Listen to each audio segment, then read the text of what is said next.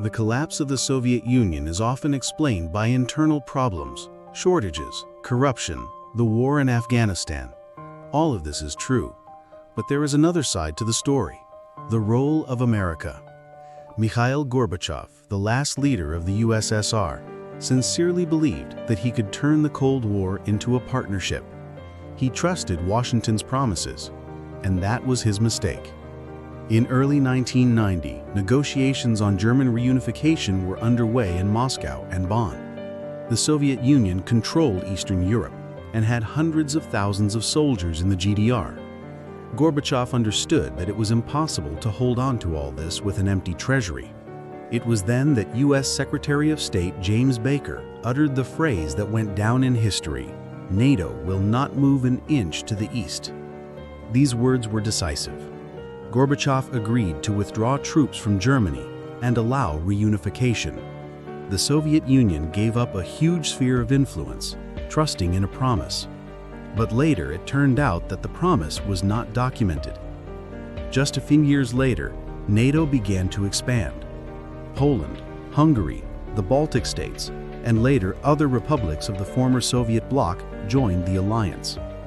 The Soviet Union was gone, but America filled the vacuum. The economy also found itself in a trap. The decline in oil prices in the 1980s deprived the country of its main source of currency. The West offered help, loans and investments, but all of this came with conditions. The USSR was required to reduce state regulation, abandon the planned economy, and carry out liberalization. On paper, this looked like a path to a modern market. In reality, the country was not ready. Factories that had been operating according to plan for decades were unable to restructure. Stores were emptying, goods were disappearing, and prices were rising. Inflation began, and people survived on ration cards. Western advice only accelerated the collapse. Gorbachev believed that if he gave people freedom of speech and opened up the country, the West would accept the USSR as an equal partner. But glasnost turned against him. Newspapers and television began to openly write about Stalin's repressions, corruption at the top, and failures in the economy. Faith in the system melted away.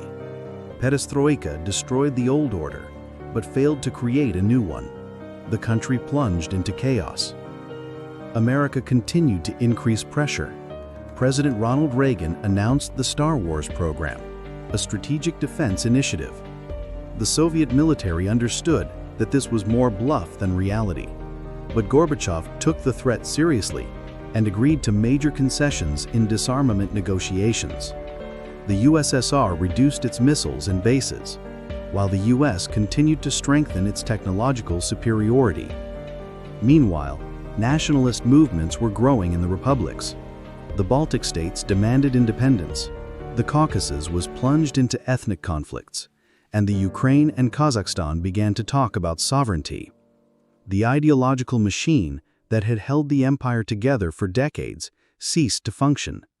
Western radio stations such as Voice of America and Radio Liberty became an alternative source of information for millions of people. What had previously been called enemy propaganda was now perceived as the truth. In 1986, the Chernobyl nuclear disaster finally undermined trust in the authorities. The leadership concealed the scale of the tragedy, and millions of people were exposed to radiation without even knowing the real danger. The USSR showed itself not as a great superpower, but as a system incapable of protecting its own people. In August 1991, the conservative elite made a last-ditch attempt to save the Union. The State Committee for the State of Emergency seized power in Moscow. Gorbachev found himself isolated in Crimea, while protesters took to the streets of the capital. Boris Yeltsin stood on a tank and became a symbol of resistance to the coup plotters. The US and Europe immediately supported him. The coup failed, and with it, the authority of the CPSU collapsed. Gorbachev returned to the Kremlin as a figurehead. Power passed to Yeltsin. A few months later, in December 1991, the leaders of Russia, Ukraine, and Belarus signed an agreement in Belovesia Pusha to dissolve the USSR. The great powers ceased to exist without war, without external invasion, but with active participation of Western diplomacy. America celebrated its victory in the Cold War. Can we say that the US destroyed the Soviet Union? No. The USSR collapsed from within. The economy was dead, national conflicts were tearing the country apart, and the people had lost faith in the government.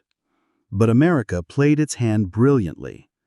The promises made to Gorbachev were not kept. NATO, instead of stopping, moved forward. Western recommendations finished off the economy. Political support for the opposition in the republics accelerated the parade of sovereignties. Gorbachev wanted to become a partner of the West, but ended up being the man who single-handedly took the USSR out of the world game.